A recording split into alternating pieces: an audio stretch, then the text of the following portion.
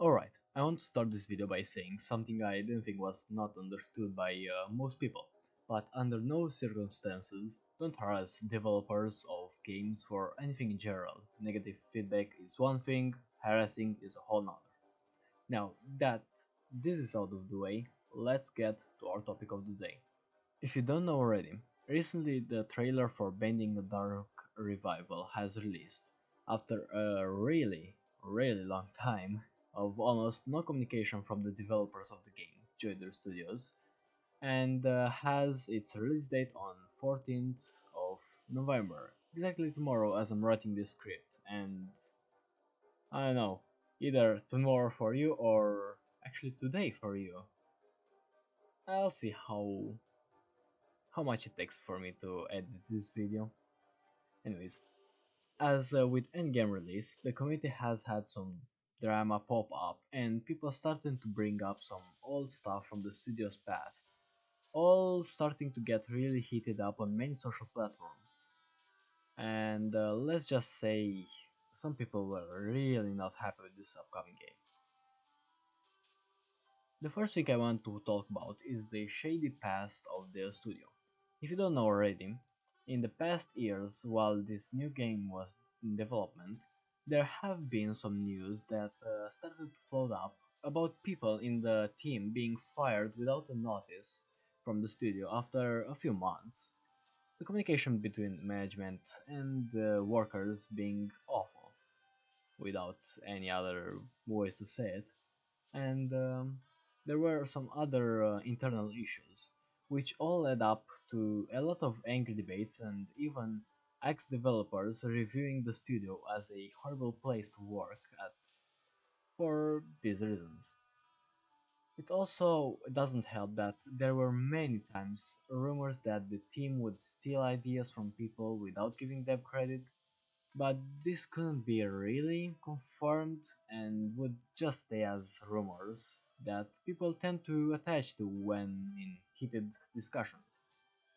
Although, even with this shady past to the development team, it doesn't mean that people have to start harassing the developers and not give them a chance. Personally, if someone made some mistakes in the past, doesn't mean that they will do it again and haven't learned anything from it.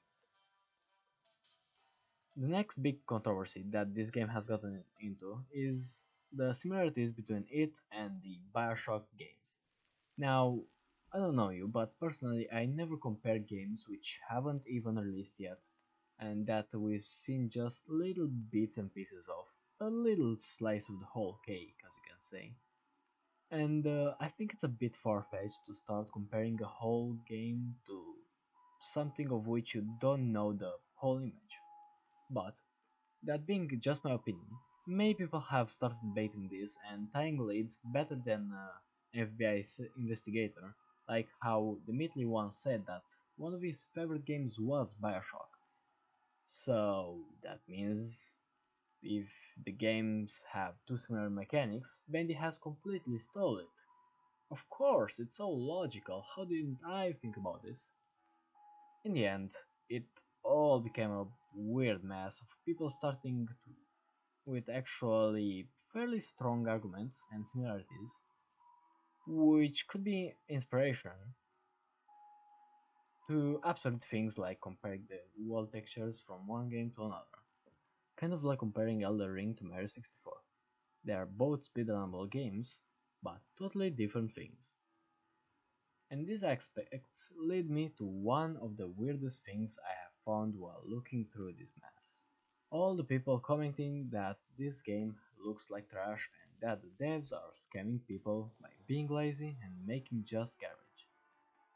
First of all, my personal opinion is that this game has actually done a wonderful job recreating the feeling of the original game, while also having more complex environments like the whole city underground they have showcased, or the new real life, I guess you could say, sections of the game, overall fixing most of the core issues of the original Bendy, where everything looked mostly the same due to using the same textures and many times not being architecturally diverse.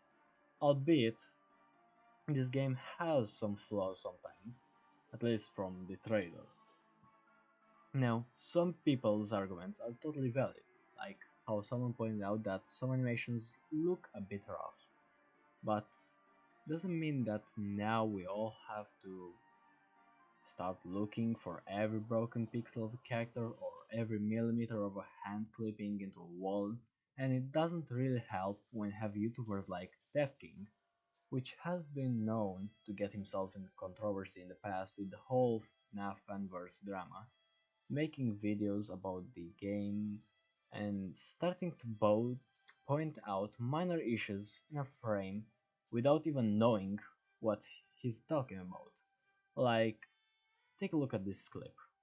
Is that the player's hand? It looks like Nintendo 64. I don't want to sound like I'm overreacting, but that literally isn't even the player's hand, and it's just the enemy's hand, the Butcher Gang psycho guy. Like, come on. If you want to bring in discussion of one small animation bug from the trailer, at least know what you're looking at. Anyways, with all of this drama going on in the past days, I personally feel like people are just overreacting and making stuff sound worse than they actually are. Is the game an absolute masterpiece with no flaws and perfect graphics? No, but it's still a very good game from what we can see from the trailer, and people shouldn't be harassed only because someone got mad. I guess we'll see how good the game truly is only when it releases. I'll probably release some videos on it in a few days, so stay on the look for some those. But without anything else, stay chill and have a great day.